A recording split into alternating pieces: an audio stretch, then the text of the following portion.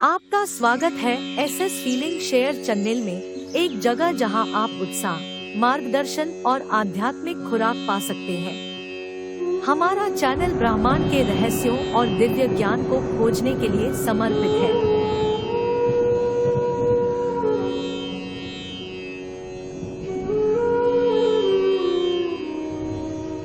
कल हम लोग विचार कर रहे थे ब्रह्म सूत्रों का जो प्रथम सूत्र है, अथातो ब्रह्म जिज्ञासा, वो प्रथम सूत्र में ही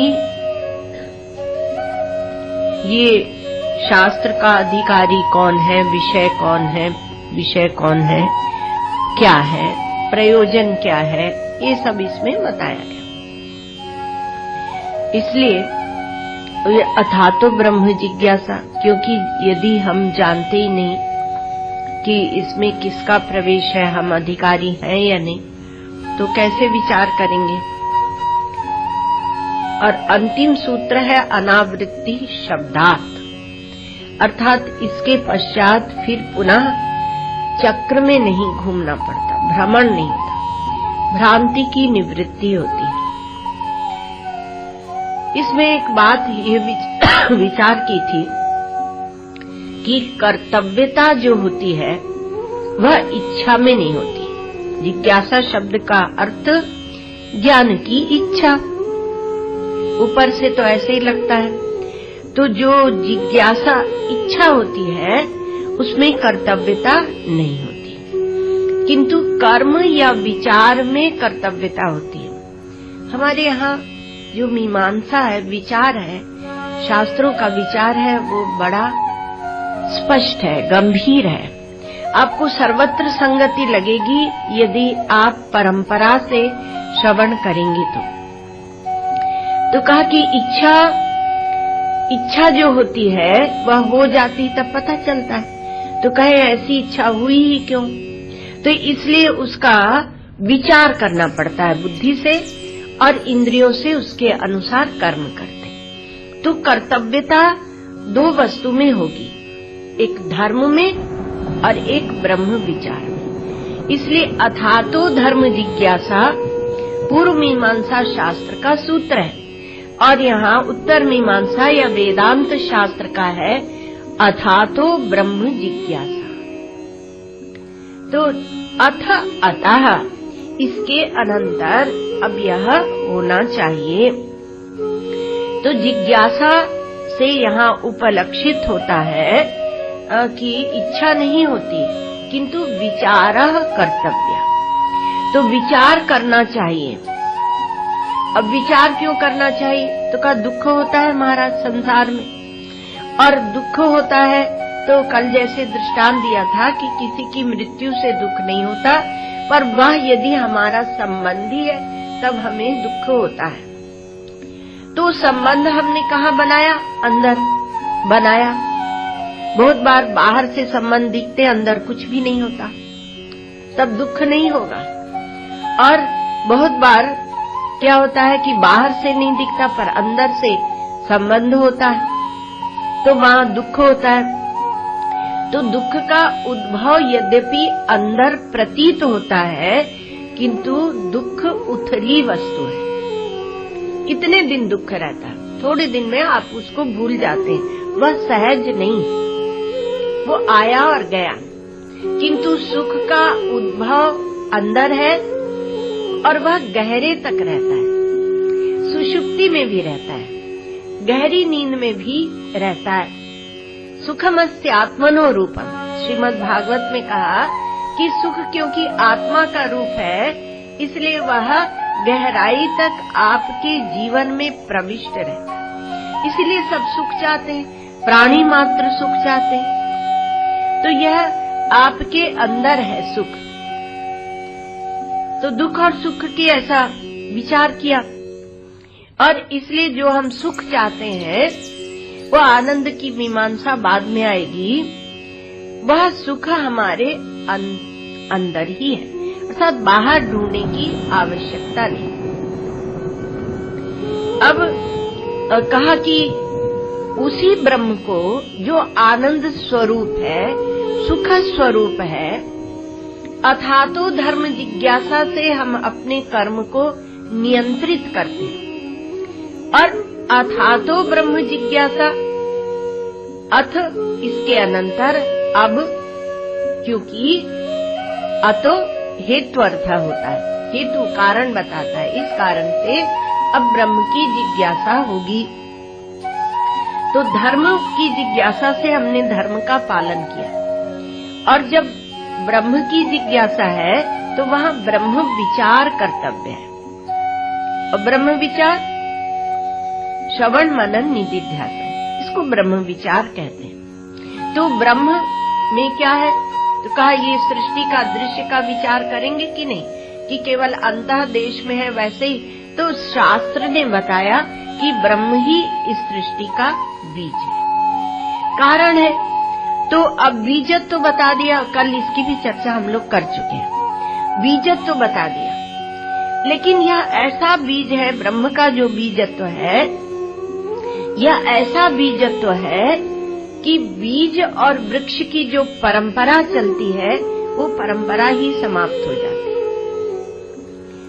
इसलिए जो संसार से उदासीन हो गए हैं, उसमें अब रुचि नहीं रह गई, उन्हें ब्रह्म विचार करना चाहिए। तो उन्हें ब्रह्म विचार उनके लिए कर्तव्य है। तो कहा कि आप जब धर्मानुष्ठान करते हैं उसके अनुसार शरीर की प्राप्ति होती है, देह की, और देह से आप धर्मानुष्ठान करते हैं, शास्त्र ने ये बताया। तो कहा उससे आप धर्मानुष्ठान करते हैं। तो क्या यह जो देह से धर्मानुष्ठान होता है और जैसा धर्म किया है उसके अनुसार देह मिलता है, यह बात जो कही जाती है यह क्या लौकिक प्रमाण सिद्ध है? नहीं, ये लौकिक प्रमाण सिद्ध वस्तु नहीं है। जैसा कर्म करोगे वैसा फल मिलेगा, ये हम लोग लोक में कहते हैं, लेकिन वैसा शरीर मिलेगा, ये शास्त्रीय अध्यारोप है। अर्थात शास्त्र हमें यह बताता है, तो यह शास्त्रीय प्रमाण सिद्ध है, और शास्त्र ही इसको व्यावर्तित कर देता है, हटा देता है। व्यावर्तन माने हटाना, शास्त्र ही इसको हटा भी देता है, क्योंकि वह कहता है कि जब तक आपकी बुद्धि में कार्य कारण भाव बैठा हुआ है तब तक शास्त्र यह कह रहा है। और यदि ये बीज वृक्ष परंपरा, इसका आपने गहरे से विचार कर दिया, ये कार्य कारण भाव बाद में बाधित हो जाता है, रहता नहीं, क्योंकि बुद्धि में जब तक कार्य कारण भाव बैठा हुआ है। अब प्रतिदिन के जीवन में देखिए, छींक आई तो रात को ठंडी हो गई थी और पंखा चल रहा था, इसलिए छींक आती। आप कार्य कारण अवश्य लगाते हैं, और वो कार्य कारण लगाने में आपकी बुद्धि इतनी वहाँ पर क्षम हो गई है, चतुर हो गई है, संस्कारित हो गई है, वासित हो गई है कि वह कार्य कारण लगाए बिना रुकती नहीं। इंग्लिश में कहते हैं कंडीशन्ड। तो वो कार्य कारण जरूर लगाती है, उसके बिना वह रहती नहीं। लेकिन जब आप चेतन कारणवाद को लेते हैं, ब्रह्म कारणवाद को लेते हैं, अथवा कोई माया कारणवाद भी बोलते हैं, उस कारणवाद को लेकर आप चलते हैं, तो अंत में आपको यह पता चलता है कि कारण बनता ही नहीं। वो तो साक्षी दृष्टा चेतन है, वो तो निर्गुण है, तो वह कारण बनता नहीं है। तो आपने जिस वृक्ष को देखकर, जिस विश्व वृक्ष को देखकर और उसके कारण का विचार प्रारंभ किया था, वह वृक्ष ही गायब हो जाता है, बाधित हो जाता है ना। तो वृक्ष ही गायब हो गया, तब उसका कारण किसको बनाओगे? वो गुजराती में एक कविता है, हमें याद नहीं आ रही, किसी को याद होगी हम। तो उसमें बोलते हैं कि बाप निरंजन माता धूत, बेमाथी उपजो मोटो भूत, कुछ इसी प्रकार, हो सकता है गलत भी हो। तो कहा कि बाप तो निरंजन है और माता क्या है, तो माता भी ऐसी है ही नहीं, माया है ना। तो दोनों में से मोटा भूत, ये बड़ा भूत, ये विश्व वृक्ष पैदा हो गया। तो इसी प्रकार से ये कार्य कारणवाद हमारे यहाँ स्थापित भी किया जाता है और हटाया भी जाता है, सुपर इम्पोजिशन एंड नेगेशन। तो दोनों यहाँ पर चलते हैं। और ये क्या है, ये महिमा है शास्त्र की। और वो शास्त्र की महिमा प्रारंभ में इसलिए सुनाते हैं कि यही आपको मोक्ष तक ले जाएगा। और ये प्रमाण है, उपनिषद प्रमाण है। और उपनिषदों का ही रहस्य ब्रह्म सूत्रों में खोल रहे हैं। तो ये जब प्रमाण है उपनिषद, तो इनके ऊपर यदि श्रद्धा हो जाए, अभी आप श्रद्धा की बात सुन रहे थे श्री महाराज जी से, कि एक नास्तिकों पर श्रद्धा करके, वो भी श्रद्धा है, भाव है, और नास्तिक हो जाते हैं, ईश्वर नहीं है। और एक ईश्वर को स्वीकृति देते हैं अपने जीवन में, श्रद्धा पूर्वक, भाव पूर्वक, आस्तिकों का संग करके। तो वो जो स्वीकृति देते हैं उसके कारण वो आस्तिक होते हैं और ईश्वर को स्वीकार करते हैं। और जब निरुपाधिक ईश्वर की खोज करते हैं तो कार्य कारणवाद ही चला जाता है। ये सौंदर्य है, ये सुंदरता है। विश्व में कोई ऐसा शास्त्र नहीं है वेदों को छोड़कर जो अपना ही निषेध कर दे। क्योंकि शृण्वन्तु सर्वे अमृतस्य पुत्राः, उस अपने पुत्र को अमृतत्व की प्राप्ति कराने के लिए भगवती श्रुति अपना भी निषेध कर देती। अर्थात मेरे मस्तक पर सिर रखकर तुम अमृतत्व को प्राप्त करो, उस ऐसी वस्तु को प्राप्त करो जिसको प्राप्त करके कुछ प्राप्त करना नहीं होता। और इसमें श्रुति का कोई अभिमान भी नहीं है, क्योंकि वो कहती है वस्तु तो प्राप्त की ही प्राप्ति। जब ब्रह्म अपरिच्छिन्न है तो अपरिच्छिन्न को प्राप्त करने के लिए आपको कोई देश विशेष, काल विशेष, वस्तु विशेष, कर्म विशेष, इसकी आवश्यकता नहीं। तो ब्रह्म के बारे में श्री महाराज जी कहते तो कुछ कोई आइडिया है कि नहीं? तो कोई आइडिया ही नहीं होगा तो जिज्ञासा कहाँ से होगी? इसलिए पहले थोड़ा सा यह विचार करना पड़ता है। तो ज्ञान से अज्ञान की निवृत्ति होती है, ज्ञान से किसी वस्तु की निवृत्ति नहीं होती है। ये नियम आप जानते हैं। किसी वस्तु का ज्ञान होता है तो वस्तु तो नहीं चली जाती। और यहाँ कहा कि ब्रह्म ज्ञान होगा तो ये संसार वृक्ष ही चला जाएगा।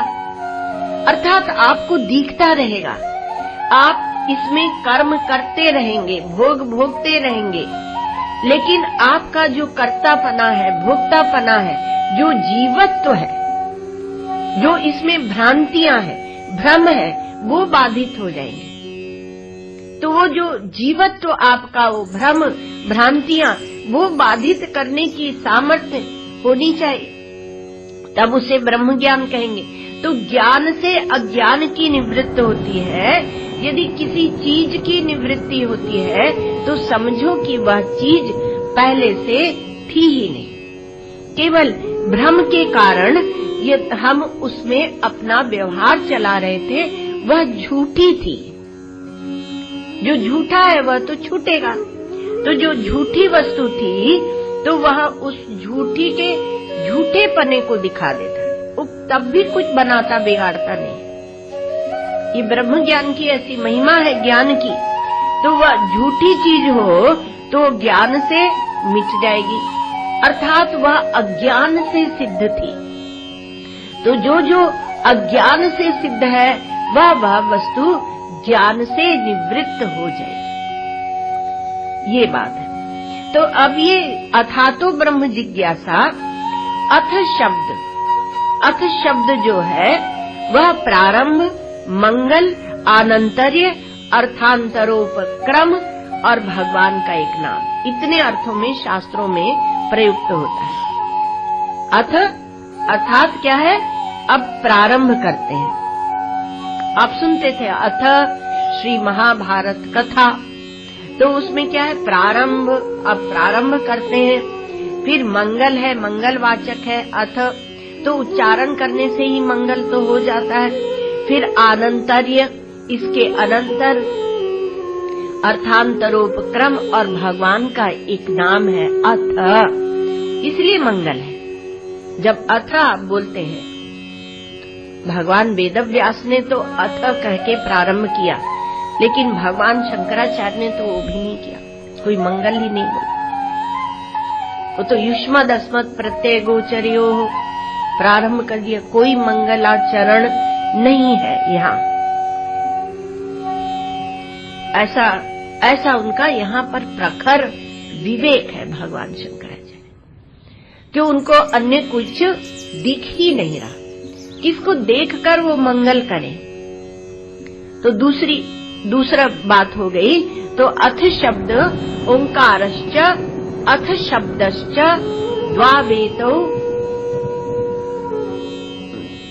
ब्रह्मणः पुरा कंठम भित्वा विनिर्यातो तेन मांगलिका बुभौ।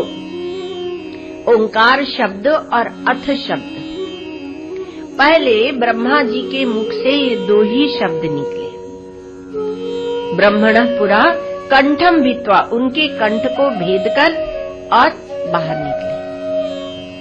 एक हमारे स्वामी जी थे, स्वामी कृष्णानंद जी महाराज, ब्रह्मलीन स्वामी कृष्णानंद, बहुत वेदांत पढ़ाते थे, ओंकारेश्वर के स्वामी जी के परम मित्र थे। तो वो बोलते थे कंठम भित्वा विनिर्यातो, उनकी शैली बहुत आनंद की थी।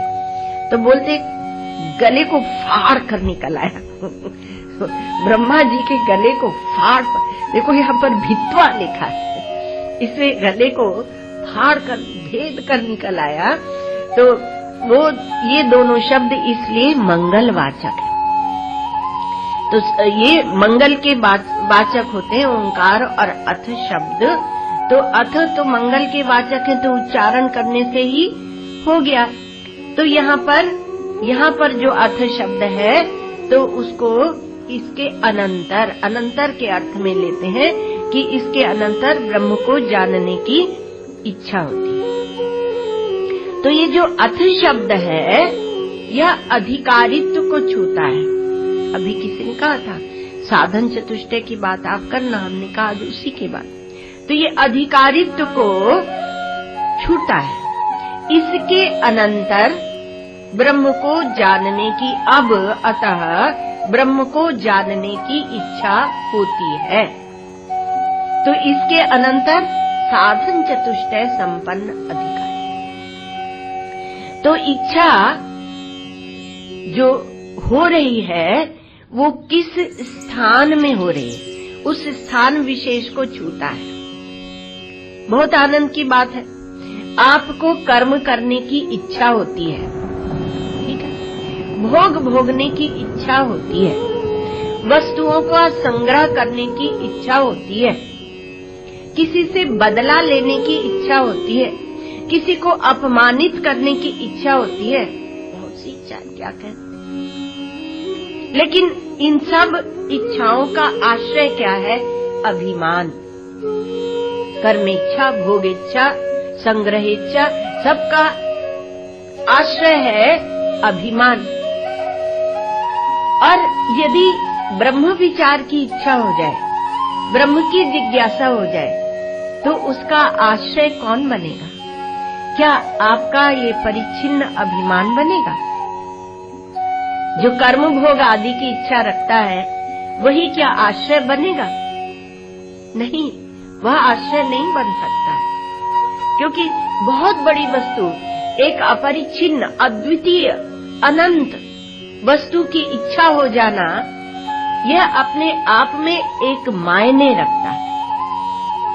और उसको यह जिज्ञासा शब्द उसको जाकर स्पर्श कर रहा है, उसको स्पर्श कर रहा है। तो किसके बाद में अनंतर, किसके बाद में ये जिज्ञासा होगी? आप व्यापार करने जब चलते हैं तो आपको व्यापार के लिए पूंजी चाहिए, कोई द्रव्य तो चाहिए। हाथ में कौड़ी भी नहीं और कहा व्यापार करेंगे, तो कहा कि नहीं, एक पूंजी चाहिए, फिर बुद्धि चाहिए उसकी योजना बनाने के लिए, परिश्रम चाहिए। शरीर चलता नहीं, अब बहुत वर्षों के हो गए और बोलते हैं अब हम व्यापार करेंगे। कैसे करेंगे? तो कहा कंप्यूटर से कर लेंगे, कर लेते उससे। तो कहा कि बुद्धि चाहिए, परिश्रम चाहिए, पूंजी चाहिए और सहायक चाहिए, साथ में कोई सहायता करने वाले चाहिए। ये सब अपेक्षित होते हैं आपके व्यापार करने के लिए। तो ब्रह्म ज्ञान के पूर्व अपेक्षित कौन सी सामग्री होगी? देखो, उसी के अनुसार सामग्री नहीं होगी, इसलिए कर्म भोग आदि बताया। क्योंकि जिसका जो लक्ष्य होता है, जिसका जो उद्देश्य होता है, उसके अनुसार साध्य होता है, उसके अनुसार सामग्री चाहिए। और जो सामग्री चाहिए, सामग्री जैसी आपके पास है वैसा ही आप साधन करेंगे। आपके पास बड़ी पूंजी है तो आप बड़ा व्यापार करेंगे, आपके पास छोटी पूंजी है तो आप छोटा व्यापार करेंगे। तो जो आपके पास जितनी पूंजी है उसके अनुसार आप व्यापार करेंगे। कोई महात्मा लोग देखते ही बोल देते हैं, हमारे श्री महाराज जी को हमने देखा था, तो बोलते हैं कि इनको अभी आश्रम में रहने की आवश्यकता नहीं है, क्योंकि इनको अभी गृहस्थ आश्रम में जाना है। तो आसपास के सेवक कहते थे नहीं महाराज जी, नहीं महाराज जी। तो महाराज जी कुछ नहीं बोलते, चुप। अर्थात देख लेते थे कि इनकी पूंजी कितनी है और कौन सी तरह की पूंजी है। तो कहा कि आपके पास जैसी पूंजी होगी उसी के अनुसार आप साधन करेंगे। साधकत्व तो है ही नहीं, साधुता है ही नहीं, और ब्रह्म ज्ञान चाहिए। साधुता का अर्थ ये नहीं है कि गेरुआ कपड़े रंग लो, जो जहां है वहीं बैठे जो साधन कर रहा है वह साधु है। तो और साधन के अनुरूप पूंजी चाहिए और उसके सामग्री चाहिए, पूंजी माने सामग्री, और साधन के अनुसार साध्य वस्तु की प्राप्ति होगी। तो पहले सामग्री है, फिर साधन है और फिर उसके बाद साध्य वस्तु की प्राप्ति है। ये तीनों क्रम से है, उसको यह सूत्र बता रहा है। अर्थात तो ब्रह्म जिज्ञासा सूत्र उसको बता रहा है कहाँ जाना है, क्या आपका लक्ष्य है, कहाँ आपको पहुँचना है। यदि इसका ज्ञान आपको बिल्कुल नहीं है तो आप वहाँ कैसे चलेंगे, मार्ग का निश्चय कैसे करेंगे। बद्रीनाथ जाना है हमें और हम चल दिए चेन्नई की ओर, तो कहा कि नहीं महाराज बद्रीनाथ तो जाना है लेकिन चेन्नई का रास्ता सुगम है। तो सब क्या कहेंगे, भाई ये तो उल्टा जा रहा है, चेन्नई होकर तो आप रामेश्वरम जाते हैं। तो आपका लक्ष्य क्या है यह तो आपको स्पष्ट होना चाहिए, और यदि वो लक्ष्य आपको नितांत अज्ञात है तो ब्रह्म की जिज्ञासा नहीं होगी, अपरिच्छिन्न वस्तु की जिज्ञासा नहीं है। तो कहा कि नहीं वो तो ज्ञान से मिलता है, हमने सुना है। इसलिए बहुत बार ये भक्त लोग ज्ञानियों की निंदा करते हैं तो वहाँ पर तात्पर्य समझना पड़ता है। जैसे आप तुलसीकृत रामायण में पाएंगे तो वो क्या है कि उसको समझना पड़ता है। तो वो कहते हैं कि हमारे पास बुद्धि है और वेदांत में क्या तो बुद्धि लगानी पड़ती है। तो कहा नैषा तर्केण मतिरापनीया, तर्का प्रतिष्ठानात्, तर्क वितर्क करके आप उसको परमात्मा को नहीं प्राप्त कर सकते। ये तो एक अंतःकरण का पूर्णतया समग्रतया निर्माण हो जाना चाहिए। और इच्छा होने से हो जाता है, क्योंकि जो हमारा साधन चतुष्टय है उसको बहुत काल की आवश्यकता नहीं होती। हमारे श्री महाराज जी यही कहते थे कि भाई आप यदि विचार करें तो षट संपत्ति आपके पास अभी यहाँ है, निराश होने की आवश्यकता नहीं, क्योंकि शास्त्र में ये तो नहीं कहा कि साधन चतुष्टय संपन्न हो 1000 वर्ष से, 10 जन्म से, ये तो कहा नहीं। एक क्षण पहले भी यदि आप साधन चतुष्टय संपन्न है और श्रवण करते हैं तो बोध हो सकता है, पूरी संभावना होता है। और इसीलिए आप सुनते कि घोड़े की रिकाब पर पैर राजा जनक का, और ब्रह्म ज्ञान अष्टावक्र ने बोला और ब्रह्म ज्ञान हो गया।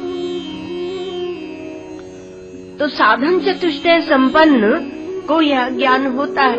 तो तर्का प्रतिष्ठाना तद विजिज्ञासस्व तद ब्रह्म, तर्क की प्रतिष्ठा नहीं तो ब्रह्म सूत्र का सूत्र है।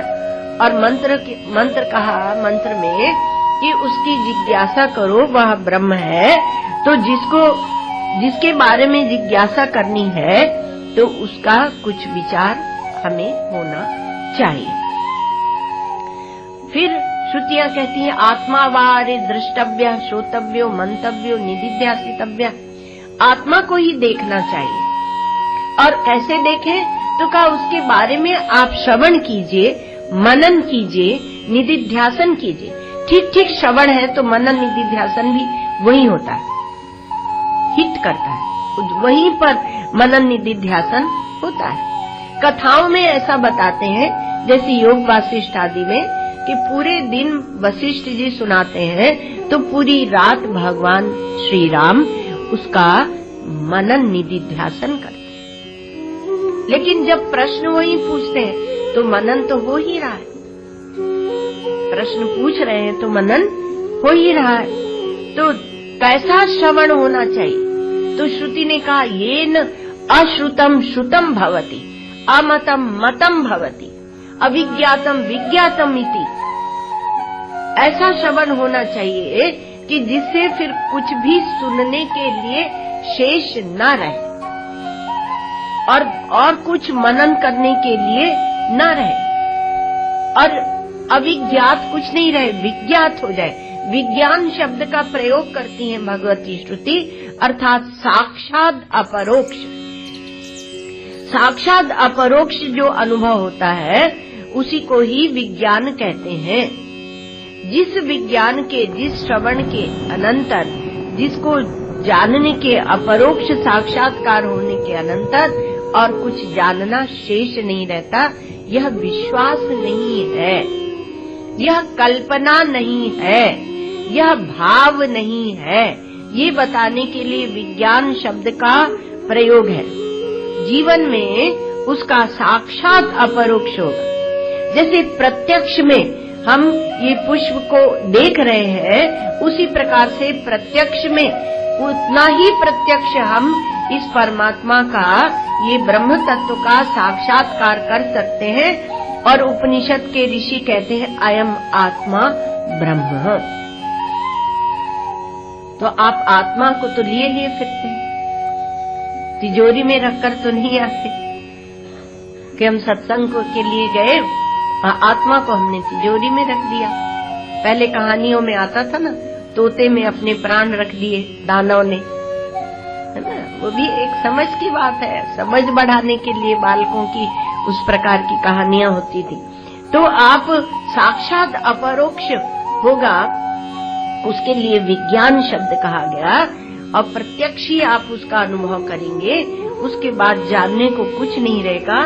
साक्षात अपरोक्ष अर्थात कारणम विनैव पश्यति, वह वस्तु इंद्रिय निरपेक्ष है, मन निरपेक्ष है, बुद्धि निरपेक्ष है, बौद्धिक नहीं है। वह हम सुनते हैं, बुद्धि लगाते हैं उसमें। यदि आपके हृदय में आकांक्षा जाग गई है तो बुद्धि तो बेचारी पीछे पीछे आके लगेगी, ये ब्रह्म जिज्ञासा, कल सुनाया था कि जिज्ञासा शब्द ये अणुबम है, ये जिसके जीवन में प्रकट हो जाओ, प्रकट नहीं होता तब तक छोटी छोटी बातों में उलझे रहते हैं। तो कहा कि यह सबसे निरपेक्ष है ये ब्रह्म ज्ञान, और ये विज्ञान साक्षात अपरोक्ष, ऐसा साक्षात।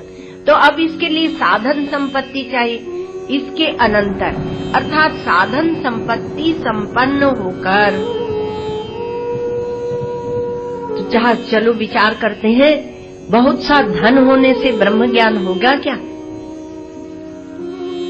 तो गीता में भगवान कहते हैं ईश्वरो अहम अहम भोगी सिद्धो हम बलवान सुखी आढ्यो अभिजनवान अस्मि, ऐसी बात बोली भगवान। गजब। को अन्यो अस्ति सदृशो मया, तो क्या बोलते हैं? ईश्वरो अहम, मैं ईश्वर हूँ, अहम भोगी, मैं भोगी हूँ।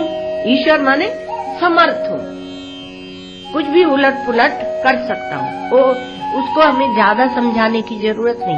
आप समाचार पत्रों में और उसमें न्यूज चैनल में बहुत देखते हैं ईश्वर क्या करना चाहते हैं। ईश्वर हम कौन करना चाहते हो, आगे भगवान स्वयं कहेंगे। अहम भोगी, मैं भोगी हूँ। थोड़े से तृप्ति नहीं होती, अब कितना ही चाहिए, कितना अरबों का घोटाला चलता है। कब खाएंगे? एक जीवन में खा पाएंगे क्या? तो ईश्वरो अहम अहम भोगी सिद्धो अहम, मैं ही सिद्ध हूँ। जिसके पास धन है वही सिद्ध, जो चाहे कर सकता है। बलवान सुखी, बलवान भी हूँ सुखी भी हूँ। अभिमान का सुख है, और जरा सी चोट लगने से और फिर बोल देते हैं कि अब हमें कुछ याद ही नहीं है, हमने क्या किया था। याद सब होता है, क्योंकि पूरी पोथी आपके सामने खोली जाएगी जीवन की, कल सुनाया था आपको। तो ईश्वरो हम भोगी सिद्धो हम बलवान सुखी आढ्यो अभिजनवान अस्मि, बहुत मैं पैसे वाला हूँ, और अभिजनवान अस्मि, बहुत से लोग मुझे वोट देते हैं। अब पता चल जाएगा किसकी बात। तो अभिजनवान अस्मि, मैं बहुत बड़ा नेता हूँ, बहुत से लोग मेरे पीछे चलते हैं। को अन्यो अस्ति सदृशो मया, मेरे समान और कौन है? ये भी एक ईश्वरत्व है। तो ऐसा जो होता है वो उसको अभिमान ही होता है, उसमें ये ब्रह्म जिज्ञासा नहीं होती। अमृतत्व से नाशास्ति वित्तेन, श्रुति ने कहा, गीता ने कहा, श्रुति ने भी कहा, अमृतत्व की आशा आप वित्त से नहीं कीजिएगा। न वित्ते न तर्पणीयो मनुष्यो, वित्त से कोई भी तृप्त नहीं हुआ है आज तक। कठोपनिषद बृहदारण्यक। अच्छा, तो कहा कि जाति बड़ी होने से शायद ब्रह्म जिज्ञासा होती होगी, उसकी अपेक्षा होती होगी। कोई बड़ी सवर्ण होंगे, उच्च वर्ण होंगे तो हो जाएगी। तो कहा कि ये जाति की जो बात है हमारे यहाँ बड़ी स्पष्ट बात है, वो कर्म में अपेक्षित है। कर्म में अपेक्षित है, उसका अर्थ ये निकलता है कि समाज की जो व्यवस्था है उसमें व्यवस्था है, लेकिन ब्रह्म ज्ञान के लिए नहीं। उसमें कर्म में ये कहा जाएगा, कर्म में ये व्यवस्था दी जाएगी कि यदि आप क्षत्रिय हैं तो राजसूय यज्ञ करेंगे, ब्राह्मण हैं तो बृहस्पति सव करेंगे। लेकिन इसको आप ये नहीं कह सकते कि उसको ब्रह्म ज्ञान होगा, ये बात हो जाती है। इसलिए शरीर की जाति की अपेक्षा नहीं होती, बुद्धि की जाति। भगवान कहते हैं शमो दमस तपः शौचम शांतिरार्जव में च ज्ञानम विज्ञानम आस्तिक्यम ब्रह्म कर्म स्वभावजम। तो शम दम आदि वहाँ ब्रह्म के जो स्वाभाविक कर्म ब्राह्मण के बताए हैं, तो बुद्धि का ब्राह्मणत्व, बुद्धि का क्षत्रियत्व, बुद्धि का वैश्यत्व, शरीर की जाति का नहीं, ये ध्यान रखना। तो उसके अनुसार उसको ज्ञान होगा, उसकी बात बता दी। अच्छा, क्यों? क्योंकि ब्रह्म का अनुसंधान यह कोई कर्म नहीं। न आप किसी पुस्तकालय में बैठकर ब्रह्म का अनुसंधान कर सकते हैं, न किसी प्रयोगशाला, लाइब्रेरी या लेबोरेटरी। तो शॉर्ट में आप क्या बोलते हैं, लिब या लैब। तो उसमें आप नहीं कर सकते, तो उसमें बैठकर आप ब्रह्म का अनुसंधान नहीं कर सकते। उसके लिए शांति चाहिए। तो शांति होगी तभी आप कर सकते हैं। क्यों? क्योंकि अपरिच्छिन्न वस्तु का विचार है। तो अपरिच्छिन्न वस्तु का, और इस कारण से यहाँ साधन चतुष्टय की बात है। जो परिच्छिन्न से तृप्त है वह अपरिच्छिन्न की ओर चलना भी नहीं जाएगा। परिच्छिन्न से दृष्टि हटेगी, साधन चतुष्टय इतना ही। परिच्छिन्न से दृष्टि हटेगी तो आप अपरिच्छिन्न को देखेंगे। जब सोहन से दृष्टि हटाएंगे तो आप मोहन को देखेंगे। जब घट से दृष्टि हटाएंगे तब आप पट को देखेंगे। यद्यपि आप जल्दी जल्दी देख लेते हैं, लेकिन है ऐसा ही। तो एक से दृष्टि हटेगी तब दूसरे को आप देख सकते हैं। तो परिच्छिन्न से हम जुड़े भी रहे और परिच्छिन्न से जुड़े भी रहे और अपरिच्छिन्न को, ब्रह्म को हम जान ले, परमात्मा को हम जान ले, ऐसा संभव है। कहीं तो अनात्मा से छूटिए।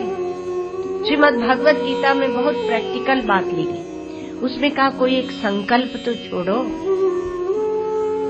कोई एक इच्छा तो छोड़ो थोड़ी देर को। और वो छोड़ने की इच्छा भी हम लोग दिल्ली में चर्चा कर रहे थे। तो एक माता ने बताया कि घर में एक छोटा बालक उपद्रव कर रहा था। हम उसके ऊपर नाराज होने गए। तो हमें लगा, वेदांत पढ़ा सुना है, हमें लगा कि हम अपना स्वभाव क्यों बिगाड़ रहे हैं, और इसको, क्रोध को फिर हम कहेंगे कि नहीं, उसके ऊपर क्रोध करना जरूरी था, तो हम उस क्रोध को छोड़ क्यों नहीं दें। वो कहें कि जैसे हमने ये विचार किया और छोड़ दिया तो बड़ी 2 दिन तक चित्त में बड़ा आनंद बना रहा। त्याग का आनंद, त्यागात शांति अनंतरम। वो जो क्रोध का हृदय में त्याग किया उसका आनंद बना रहा। तो इससे क्या है कि ये साधन संपत्ति यहीं से निकलती। तो ये साधन सामग्री क्या है, इसको साधन चतुष्टय कहते हैं। तो प्रथम श्रुतियों में लिया गया विवेक। विवेक तो विवेक आप कई प्रकार का बोलते हैं, नीरक्षीर विवेक, नित्यानित्य विवेक, बहुत विवेक लेते हैं। संक्षेप में लेंगे थोड़ा सा, क्योंकि बात यात्रा हम लोगों की लंबी है। तो कहा कि तद यथेह कर्मचितो लोकः क्षीयते एवमेवामुत्र पुण्यचितो लोकः क्षीयत। जैसे यहाँ पर कर्म से जो भी खड़ा किया जाता है वह क्षीण हो जाता है, उसी प्रकार से पुण्य से आप जो भी खड़ा करेंगे वह क्षीण हो जाएगा, वह नष्ट हो जाएगा।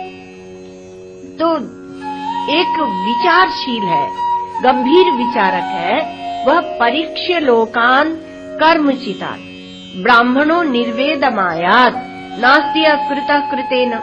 लोक को उसने देखा कि कर्म से यहाँ जो भी खड़ा किया जाता है तो उसको वैराग्य हो गया। उसने कहा कि हाँ, तो जो भी खड़ा किया जाएगा वह खत्म हो जाएगा, बाहर से भीतर लाई हुई चीज निकल जाएगी। देश में काल में जो पैदा हुई है चीज वह मर जाएगी, और जो आपसे अलग है, अन्य है, वह आपके साथ आकर जुड़ेगी, फिर बिछुड़ जाएगी। जुड़ा भाई, विवाह हुआ, बड़े राजी हुए, बड़ी खुशियां मनाई गई, और फिर कहा एक दिन बिछुड़ेंगे जरूर, क्योंकि बिछुड़ना वहाँ अवश्यंभावी है, अनात्मा है ना। इसलिए भर्तृहरि का एक श्लोक है, सर्वे क्षयांता निचयाः पतनांता समुच्छयाः संयोगा विप्रयोगांता मरणांतम ही जीवितम। जो सर्वे क्षयांता निचयाः, जो भी आप ढेर लगाओगे, निचय इकट्ठा करोगे, उसका क्षय हो जाएगा। एक सज्जन हमें मिले, तो बोले कि हमारा बेटा दान बहुत करता है, लेकिन कितना भी बड़ा धन हो तो खत्म हो जाता है। कुबेर का भी धन खत्म हो जाएगा, पर ये मानता नहीं, दान ही करता है। तो जो संग्रह किया उसके खत्म होने का भय है। तो सर्वे क्षयांता निचया और पतनांता समुच्चया, और बहुत लंबा ऊंचा ऊंचा जो खड़ा किया है वो एक दिन ढह जाएगा। ऊंची ऊंची इमारतें, बिल्डिंग अभी आप देखने जाते हैं, इसका मकान, उसकी बिल्डिंग, लेकिन पतनांता समुच्चया, बहुत ऊंचा जो समुच्चरित खड़ा हुआ है उसका पतन हो जाएगा। और संयोगा विप्रयोगांता, जो मिले हैं वो बिछुड़ जाएंगे। और मरणांतम ही जीवितम, जो जीवन मिला है वो मृत्यु हो जाएगी उसकी। ये देह जो पैदा हुआ है इसकी मृत्यु हो जाएगी। ये विवेक है, और विवेक से वैराग्य होता है। परीक्ष लोकान कर्मचिता, तो जो अनात्मा है वो आपके साथ हमेशा नहीं रहेगा, वो छोड़कर जाएगा। जो नित्यानित्य वस्तु विवेक कहते हैं, आत्मा अनात्मा विवेक कहते हैं। दूसरी सामग्री है हमारी वैराग्य। यह विवेक के कारण आती है। ब्राह्मणों निर्वेदम आयात, जब उसने लोक परीक्षण की दृष्टि को विवेक कहते हैं, और लोक की जब परीक्षा की तो उसे वैराग्य हो गया। यहाँ क्या करना है? एक सिद्धार्थ, राजकुमार सिद्धार्थ ने देखा कि शरीर में रोग लगे हैं, शरीर में वृद्धावस्था लगी है, शरीर में मृत्यु लगी है, और उसी शरीर से हम इतने भोग रहे, भोग विलास में भटक रहे, तो उनको वैराग्य हो गया। तो देखकर विवेक कोई ऐसा नहीं कि आपको कहीं से लाना पड़ेगा। यदि आप गंभीरता से, एक तीक्ष्ण दृष्टि से लोक में जो हो रहा है उसको देखते हैं तो उसी को विवेक कहते हैं। और विवेक यदि ठीक ठीक हुआ है तो वैराग्य अवश्य होगा। बिनु सत्संग विवेक न होई, राम कृपा बिनु सुलभ न हो सोई। और धर्म ते विरति, एक दूसरा भी वैराग्य के लिए पक्ष लिया जाता है कि जो धर्म का पालन करता है, उसके धर्म जब परिपक्व होता है तो वैराग्य का रूप ले लेता है। वैराग्य दुर्लभ। साधन चतुष्टय में विवेक, वैराग्य, षट संपत्ति और मुमुक्षा है, लेकिन भगवान शंकराचार्य कहते हैं विवेक चूड़ामणि में कि उसमें भी वैराग्य और मुमुक्षा, ये दो संपत्ति मुख्य है। क्योंकि वैराग्य है तो विवेक को दिखाता है, और मुमुक्षा है तो षट संपत्ति को दिखाती है। वो आपको वो लगन है, वो आपको आगे बढ़ाएगी। तो वैराग्य की बड़ी भारी महिमा है। वैराग्य जो है इसकी बहुत बड़ी महिमा है। इसके बिना तो ज्ञान होता ही नहीं। वैराग्य चाहिए। वैराग्य का नाटक नहीं चाहिए, वैराग्य चाहिए। हमारे साधुओं में होता है वैराग्य का नाटक, जबरदस्त, देख के आनंद लेने लायक। कोई साधक जानबूझ के फटे वस्त्र पहन के घूमेंगे, और वह उनसे कह दो एक बार कि बेटा तुम वस्त्र बदल लो, थोड़ा ठीक से पहन लो। यही तो हमें पसंद नहीं है। यहाँ आश्रमों में विरक्ति का कोई सम्मान नहीं होता है, वैराग्य की कोई महत्ता नहीं रह गई। ठीक है भाई, पुराने पहनो, बदबूदार कपड़े पहनो तो ऐसा भी होता है। तो वैराग्य का दिखावा नहीं होना चाहिए। वैराग्य क्या, इसलिए उसकी परिभाषाएं अनेक है। आपको कहाँ तक सुनाए? राग द्वेष का जो शिथिलीकरण है वह वैराग्य। अंत में एक प्रदीप्त अंतर्दृष्टि होती है। श्री उड़िया बाबा जी महाराज तो कहते थे कि उनकी बात याद आई। वो कहते हैं कि तस्माद् वा एतस्माद् आत्मना आकाशा संभूता। श्रुति में मंत्र आता है कि इस आत्मा से आकाश की उत्पत्ति हुई, आकाशाद वायु, वायोरग्नि, ऐसे क्रम बताते गए पंचभूतों का ऐसे उत्पत्ति हुई। तो बाबा कहते थे कि आगे सृष्टि होने मत, तस्माद् वा एतस्माद् आत्मना आकाशः सम्भूता। इस आत्मा से आकाश की उत्पत्ति हुई, बस आकाश में रुक जाओ, यही वैराग्य। माने सारी सृष्टि जाके आकाशवत दिखे। किसी ने पूछ लिया, बाबा आकाशवत दिखे माने क्या? तो बाबा ने कहा, माने कुछ नहीं कुछ नहीं दिखे, ये सृष्टि ऐसी ही है। किसी ने महात्मा से कहा कि क्या सृष्टि में बना बिगाड़ दे तो आपको अच्छी लगी? तो उन्होंने कहा, कुछ बनाना बिगाड़ना नहीं है, ये सृष्टि कभी प्यार करने लायक है ही नहीं। कुत्ते की पूंछ टेढ़ी की टेढ़ी, 12 वर्ष तक नली में डालो तो टेढ़ी की टेढ़ी। तो इसलिए कहा कि उसमें कोई रुचि नहीं रह जाती, उसमें कोई रुचि नहीं रह जाती। तो ये जो वैराग्य है, यह ब्राह्मणों निर्वेदमाया नास्ति अकृतः कृतेन। साधुओं को बहुत जल्दी समझ में आ जाता है, महात्माओं को, कि प्रवचन करना भी किसी काम का नहीं है। वो एक अभ्यास बस करते हैं, लेकिन इसमें से कोई जगता नहीं है, कोई करवट भी नहीं लेते। कि थोड़ा सा हमारे श्री महाराज जी बोलते थे कि कोई तिल भर भी बदलने को तैयार नहीं, कोई करवट लेने को तैयार नहीं। कली शयानो भवति संजिहानस्तु द्वापरः। सोते रहते हैं तान के, तब उसको कलयुग कहते हैं, और थोड़ा करवट बदलते हैं तब उसको द्वापर कहते हैं। उत्तिष्ठन् त्रेता भवति, उठ के खड़ा हो जाए जीव। उत्तिष्ठत जागृत प्राप्य वरा निबोधत, उठो जागो और अपने से श्रेष्ठों के पास जाकर ये विद्या इसको ग्रहण करो, ज्ञान ग्रहण करो। तो जब उठ के खड़ा हो जाता है तब त्रेता हो जाता है। और कृतम संपद्यते चरल, और सतयुग क्या है? जब चल पड़ता है, चरैवेति इस मार्ग पर चल पड़ता है। तो वैराग्य की कई परिभाषाएं, एक एक से एक सुंदर परिभाषा है वैराग्य की। और ये वैराग्य को ऐसे भी कहते हैं कि जब आपका अपने इष्ट से, परमात्मा से राग हो जाए, तो और दूसरा विशेष राग, वहां पर अर्थ क्या लेते हैं? विराग, विशेष राग परमात्मा से। तो जब मैं अपनो मन हरिसों जोइरो, तो हरिसों जोरी सबंसो तोइरो, दूसरों से टूटे। मेरे तो गिरधर गोपाल, दूसरों न कोई। जब गिरधर गोपाल की महत्ता हृदय में आई, तो दूसरों न कोई, दूसरे की महत्ता समाप्त हो।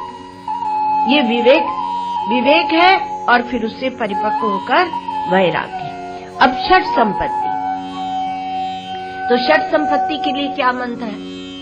तो बृहदारण्यक में आया, शांतो दांतो उपरतः स्थितिक्षु श्रद्धा वित्तो समाहितो भूत्वा आत्मन्येव आत्मानं पश्यति। ये षट संपत्ति, ये वैराग्य का विलास है। शांति, दांति, उपरति, तितिक्षा, श्रद्धा और समाधान, ये षट संपत्ति। ये तीसरा साधन चतुष्टय में तीसरा है। अब देखना, इनके लिए कोई कर्म करना है क्या? कोई कर्म नहीं, केवल एक जागृति है, एक सावधानी है। जो जागने जा रहे हैं, जो सावधान हो रहे हैं, उन्हें जब इस साधन की चर्चा सुनाई जाती है, तो उन्हें लगता है कि हृदय में वह मौजूद है ही। एक और दूसरा, ये साधन चतुष्टय से उसे प्रेम होता, उस समय उसे प्रेम होता। अच्छा, विवेक वैराग्य ऐसा होता है। तो शांति क्या है? षट संपत्ति जो है, तो षट संपत्ति में ये क्या है? ये साधन का मार्ग है। ये भटकने की बात नहीं है कि कहीं भी भटकते रहो, कोई भी लक्ष्य नहीं, कोई उद्देश्य नहीं, तो भटकते रहो।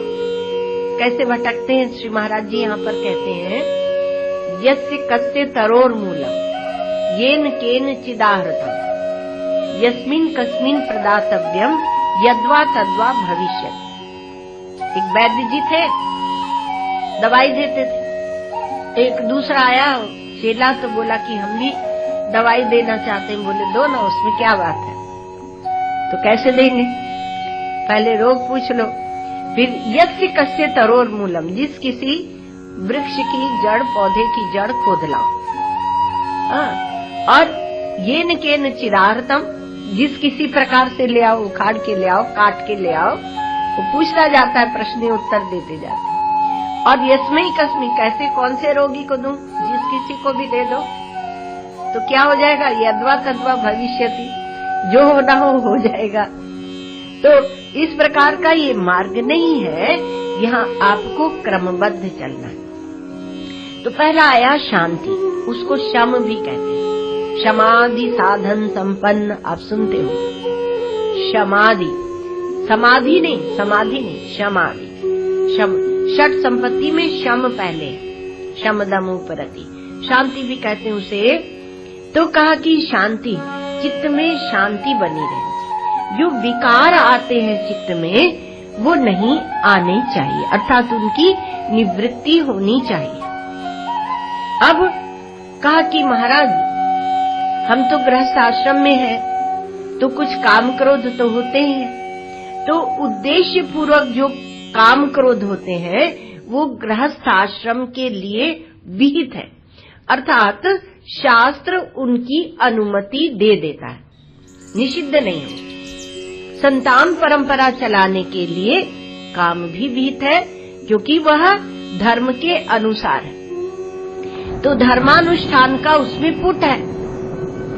अच्छा, और क्रोध आता है बालक पर, वो गड़बड़ी कर रहा है, तो आप उस पर क्रोध करते हैं, लेकिन उसका अहित नहीं चाहते, उसमें हित आपकी बुद्धि में बना रहता है। तो ठीक है, तो कहा कि इतना चलेगा, तो कहा वो गृहस्थ आश्रम में चलेगा। यहाँ जब आप अपरिचिन्न, देखो अपने को गृहस्थ आश्रमी मानो मत, तात्पर्य हमारा ये है, जब आप ब्रह्म विचार श्रवण करते हैं तो अपने को वो मानने की आवश्यकता नहीं। तो कहा जो अपरिचिन्न के मार्ग पर चल रहा है उसके लिए ये विहित काम क्रोध आदि विकार भी इष्ट नहीं है, क्योंकि इसमें उसकी मानसिक शक्ति का क्षय हो जाएगा।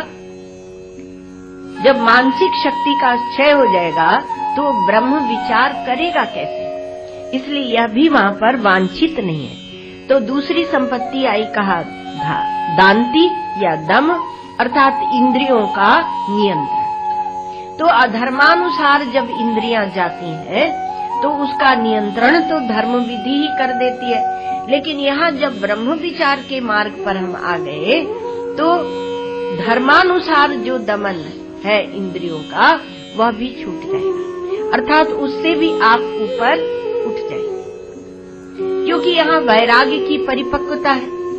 तो इंद्रिय विक्षेप की निवृत्ति है, वैराग्य का अर्थ निवृत्ति भी होता है परिभाषा में, आप देखना। तो कहा इंद्रिय विक्षेप की निवृत्ति, ये सब पूरा वैराग्य का विलास है, षट संपत्ति। तो इंद्रिय विक्षेप की निवृत्ति वह दम है, और मनोविकारों के विक्षेप की निवृत्ति वह शम है। मनोविकारों से वैराग्य वह शम है, और इंद्रिय विक्षेप से वैराग्य वह दम है। अब तीसरी आई उपरति। तो उपरति में क्या है, कहा उपरामता है। तो उपरति में जो उपरामता है तो उसमें कर्म से उपरामता है। तो धर्म के अनुसार हम वहाँ पर यज्ञानुष्ठान करते हैं, अग्निहोत्र करते हैं, ये सब करते हैं। तो कहा कि नहीं, इनसे भी उपराम हो जाए तब वह ब्रह्मानुसंधान कर सकेगा, ब्रह्म विचार वह तब कर सकेगा। इस सारे बखेड़े को साथ में लगाकर और कहाँ से परमात्मा का चिंतन होगा, तो कर्म विक्षेप की निवृत्ति, कर्माधिक्य से वैराग्य, इसका नाम है उपरति या उपरामता। तितिक्षा, तो कहा तितिक्षा में प्रारब्ध के अनुसार जो दुख आता, तितिक्षा का वर्णन ज्यादा है लेकिन यहाँ समय हो गया। तो दुख आता है तो उसको भी प्रारब्ध के अनुसार जो दुख आता है उसको हम सह लेते हैं, लेकिन इस मार्ग पे जब आ जाते हैं तो केवल दुख सहना ही बात नहीं है, उसमें तप बुद्धि हो जानी चाहिए। श्रुतियां ये कहती उसमें तप बुद्धि हो जानी चाहिए। ये तो तप क्योंकि तपस्या में क्या होता है आपको बताएं, तपस्या में एक प्रेम होता है, लगन होती है, लगन में वो तपस्या करता है, प्रेम होता है। वो राक्षसों की तपस्या की बात नहीं कह रहे, पर लोगों को लगता है कि ये तप कर रहे हैं, लेकिन जो तपस्वी है उसके हृदय में ईश्वर के प्रति प्रेम है, लगन है, तो वह उसमें लगा रहता है। एतद्वै परमं तपः, तो ये तितिक्षा है। तो इसमें वो सुख दुख जो आते हैं उनके विक्षेप की निवृत्ति होती है, उनसे वैराग्य होता है। और है श्रद्धा, तो श्रद्धा क्या है, ये पांचवी संपत्ति है। तो इसमें अभिमान विक्षेप की निवृत्ति होती है, अभिमान नहीं करता, क्योंकि जो अभिमानी होगा वो ज्ञान के ग्रहण में पटु नहीं होगा। एक नवीन संस्कार वेदांत के डाले जा रहे हैं। अब जो अभिमानी वो बोलता है हमें तो सब आता है, हमें कुछ बताने की जरूरत नहीं, हम तो बहुत सुने हैं, तो वो ग्रहण करने के लिए कोमलता होनी चाहिए, नहीं तो वो आके टकराएगा और निकल जाएगा। वो ज्ञान आके टकराएगा पत्थर से, अभिमान माने एक पत्थर समझो, और वापस चला जाएगा। और छठवीं संपत्ति है, तो श्रद्धा में क्या है, अभिमान के विक्षेप से वैराग्य। और छठवीं संपत्ति है समाधान, तो चित्त में शांति होनी चाहिए। ये नहीं कि अब चित्त में ये लगा कि ऐसा बदल देंगे, ये परिवर्तन कर देंगे। अब चित्त जब बहुत दिन एकाग्र रहता है ना, तब उसमें कुछ शक्ति आ जाती है। तो किसी को श्राप देना, वरदान देना, तुम्हारी ये पूजा बिठा देते हैं, वो कर्म करा देते हैं, तो ये भी नहीं होना चाहिए। इसको बोलते हैं समाधान। आखिरी साधन चतुष्टय में 3 हो गए। चतुर्थ मुमुक्षा है, मोक्ष की इच्छा की चर्चा कल करेंगे। ओम पूर्णमदः पूर्णमिदं पूर्णात् पूर्णमुदच्यते पूर्णस्य पूर्णमादाय पूर्णमेवावशिष्यते। ओम शांति।